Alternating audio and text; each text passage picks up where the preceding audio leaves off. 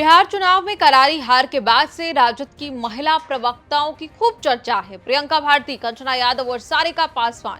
तेजस्वी यादव पर तो हार का ठीकरा फूटा ही, लेकिन इन तेज तरार महिला प्रवक्ताओं को भी भयंकर टारगेट किया जा रहा है। ट्रोल करने वाले कह रहे हैं कि इनकी वजह से ही राजद हारी।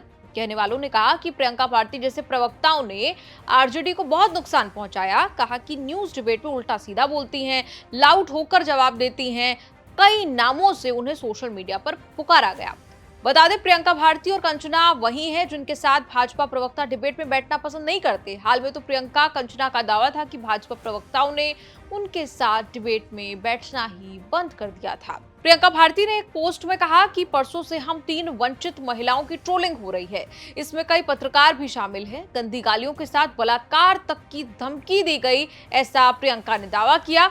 ट्रोलिंग के बीच प्रियंका भारती ने कहा, हम महिलाओं से ना कोई हमारी आवाज छीन सकता है, ना समाज और ना ही समाज का समर्थन। We can be defeated but cannot be destroyed. We'll rise from our own ashes and wipe out the casteist and communal forces. अब 3 महिलाओं को टारगेट कर रहे हैं, मुझे कर रहे हैं, कंचना यादव जी को कर रहे हैं, सारिका पासवान जी को कर रहे हैं।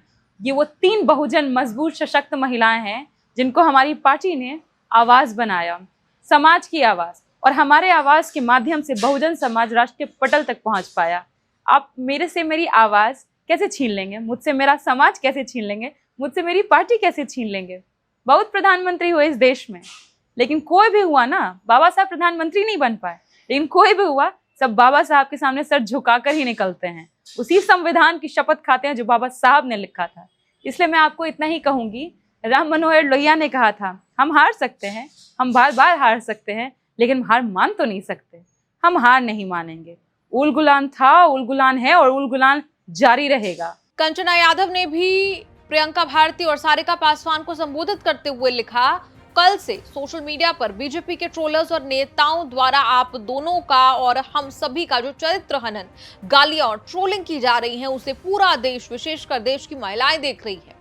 महिलाएं राजनीति में आए, चल रहे नैरेटिव को चुनौती दें और अपने नेता और पार्टी के लिए मजबूती से खड़ी हो। ये बात संघियों को कितनी चुभ रही है, ये उनकी भाषा से साफ दिख रहा है। सपा के राजकुमार भाटी ने इस पर कहा, गाली दे कौन रहा है जिन्हें आपकी बढ़ती ताकत से डर लग रहा है? बधाई।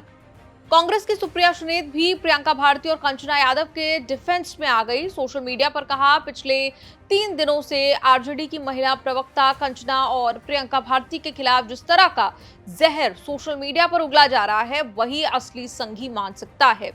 इनको 2 सशक्त महिलाएं, और वो भी पिछड़े और दलित वर्ग की, बर्दाश्त नहीं है। लेकिन तजुर्बे से आप दोनों से सिर्फ यही कहूंगी, जब इनके पास आपकी बातों, तथ्यों और तर्कों का जवाब नहीं होता, तो यही घटिया काम करती हैं।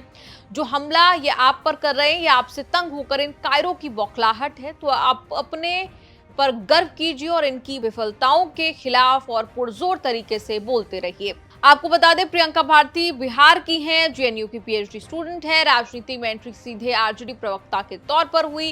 टीवी डिबेट्स में प्रियंका खूब बीजेपी प्रवक्ताओं से उलझती हैं। कंचना यादव भी बीजेपी की दलीलों को काटती हैं, विपक्ष के मुखर प्रवक्ताओं की पहचान बनी है। लेकिन मनुस्मृति फाड़ने का जो केस उन पर चल रहा है, उसमें कहीं ना कहीं प्रियंका भारती जो है वो फंसती भी नजर आई। लेकिन कुल मिलाकर सोशल मीडिया पर आरजेडी की हार के बाद भी कंचना यादव, प्रियंका भारती, सारिका पासवान और इन महिला प्रवक्ताओं की ही चर्चा बनी हुई है।